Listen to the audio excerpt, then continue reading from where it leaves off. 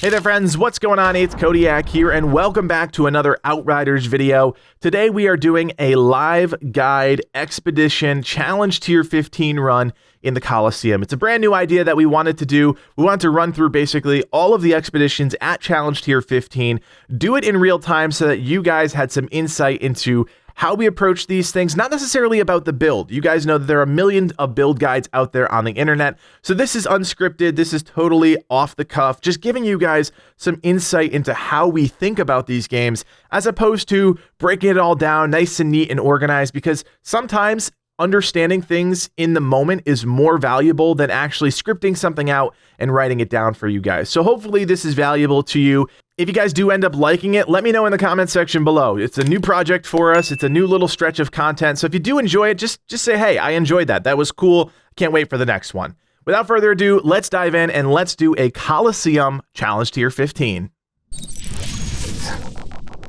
All right, so let's kick this thing off with Colosseum, one of my favorite expeditions in the game. Also one of the easier ones. You guys know I'm playing on my Technomancer, obviously. And I'm going to start right here with a turret. Give me that extra bit of damage as I come out of the gates. Really strong. I mean, obviously the beginning of this entire expedition is pretty easy. Focused on taking care of these Alpha Perforos first. They are the most deadly thing pretty much anywhere. Obviously crawlers, flyers, they're all deadly, but the Alpha Perforos in this beginning section are really the threat here. And as you can see, I'm bouncing back between the little guys and the big guys, trying to keep Embalmer's Rage up. We've got this nice group coming around the corner, and actually we're doing okay keeping everything in front of us. One of the biggest traps in this first section is letting guys get behind you. And as you're going to see here, we're going to use our Cold Snap and boom, just blow everything up thanks to my build here. And again, reminder, if you want to check out the full build, there is a link in the description bringing you to an Imgur link, which will show you my exact build. Again, you can do this on any character. I'm just trying to give you guys some insight into what I'm doing. Now, obviously, I'm a mid-range character as a Technomancer, mid-range, long-range, so I'm taking out these alpha guys as quickly as possible, always trying to keep up Embalmer's Rage, obviously trying to keep up my Blighted rounds too, just taking out anything I can from a distance. Everybody knows this is probably one of the easier Challenge 15s that are out there, but maybe you're struggling with it, and hopefully this will help. So obviously just trying to keep some distance, trying to keep and control the flow of combat. That's really the key here. I spin around because I know there are a couple little guys that come out from behind me. Nothing really crazy. It's those 4 or 5 Alpha Perforos that show up in front of you that are the real threat. And as you can see here, I'm just constantly moving, trying to keep myself spaced out between everything. I don't want anything to get super close to me, which is why I never really stay still. If you're constantly moving, it does take some adjustments, but it does prevent enemies from clumping on you. Now, in this next section here, this is where we have to focus on, obviously, the big behemoth-like guy. So I'm going to throw out my turret, I'm going to throw out Cold Snap, and I'm going to try and kill one of the little guys here first. I get run over, which is always fun, and then boom, we're right back to the little guys, trying to keep up Embalmer's Rage, and then right back to the big guy, trying to chip him away with as much damage as we can. We're going to go in here, focus on this Alpha, see if we can get it before we run out of Blighted rounds. We do, and then swing back to the big guy. He's focused on my turret, should be an easy kill. So if you're using Embalmer's Rage, something like that, you really have to think about, okay, what target do I need to attack when? How do I keep up my Blighted rounds or my Twisted rounds or whatever you're using? And if you're going for an anomaly build, that strategy may change slightly, but it works for most things. Like if you're building off of, you know, getting a kill and then building off of that, you're going to focus on small guys and then pivot to elite enemies. That's just the way kind of that cycle works. Now you'll see here I'm doubling back, focused on this little venomous guy here. Going to take care of these alphas. These alphas can get really annoying, especially when there's a Broodmother in the mix. I'm going to Cold Snap here, focus on this second alpha. We have Embalmer's Rage up. I'm going to start chipping away at the Broodmother. Go to a little guy there, as you saw. Switch to this alpha that just jumped me. Keeping up Embalmer's Rage, keeping up my Blighted rounds. Everything's looking really good right now. We've gotten through most of the alphas here. Lost Embalmer's Rage, but we still managed to kill it. We've got the Broodmother jumping in. We still have a little guy there that we can use. Popping in that Embalmer's Rage, absolutely chunking her down. 200k a hit, which is great. And boom, she's dead. So really easy Broodmother. Probably one of the cleanest runs actually through that section that I've had.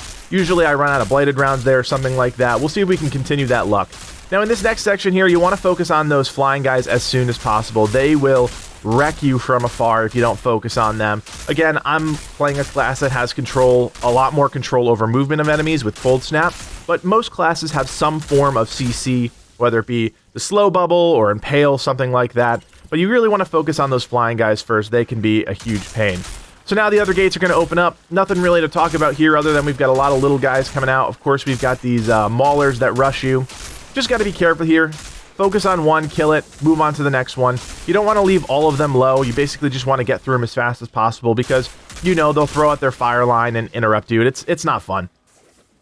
All right, so moving right on through here, we've got another wave of maulers. The second round of gates opens up, and this is where things can get a little complicated depending on your build and you know, you're playing. But the crawlers are obviously the biggest threat here. I hate crawlers. I think most people hate crawlers. These alphas are going to constantly keep pushing me, and as you can see, I actually got pushed into a corner here, which is not good. I'm kind of stuck.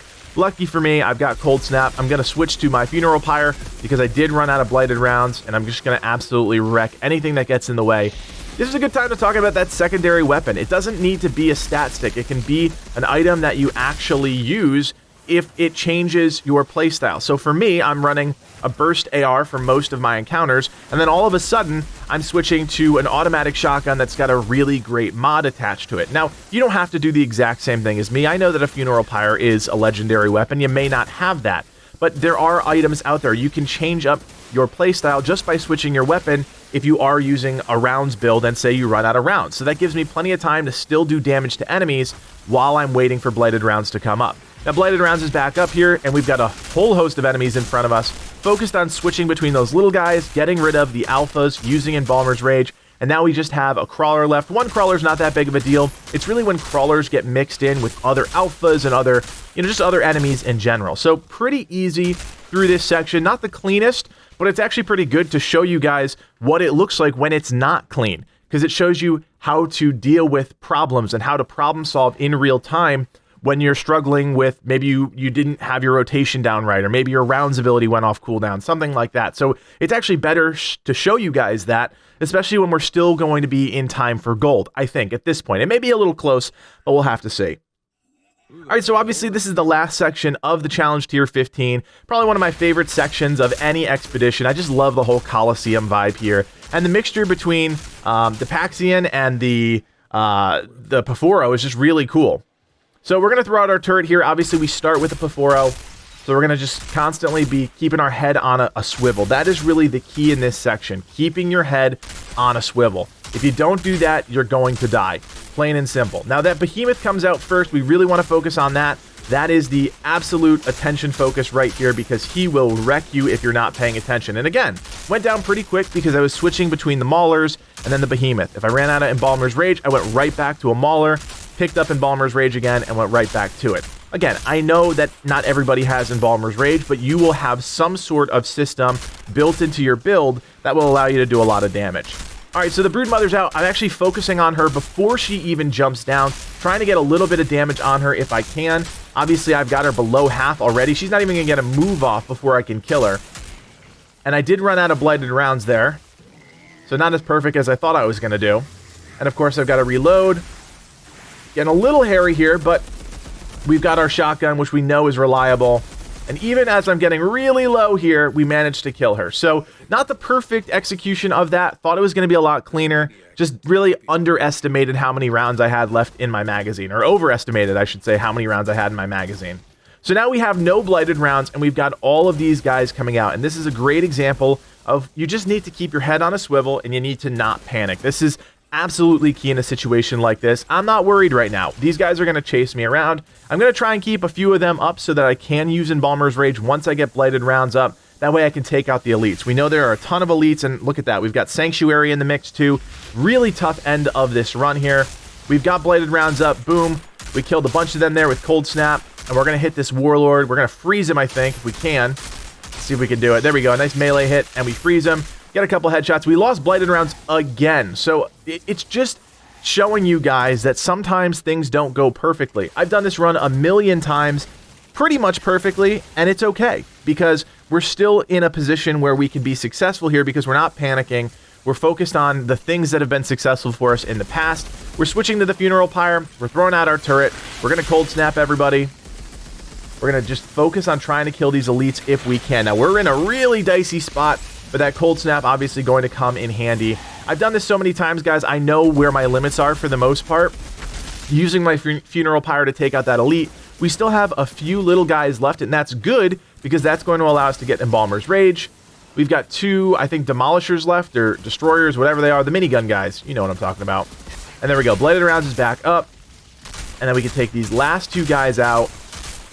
And then we've got just one more wave of enemies, and we'll be good. And you can see, my Embalmer's Rage is so crucial to this build. Doesn't matter if you're using something different, it's just about the technique. Now, you see, I'm already focused on this right side because I know there's a behemoth coming out. I want to freeze him. I want to hit him with everything I've got quickly, because right after him is the Broodmother. Now, the Broodmother is okay. A Broodmother alone is really not that deadly. The behemoths are very deadly. Broodmothers are deadly, don't get me wrong, but I'd much rather deal with a Broodmother than a behemoth that's just running around.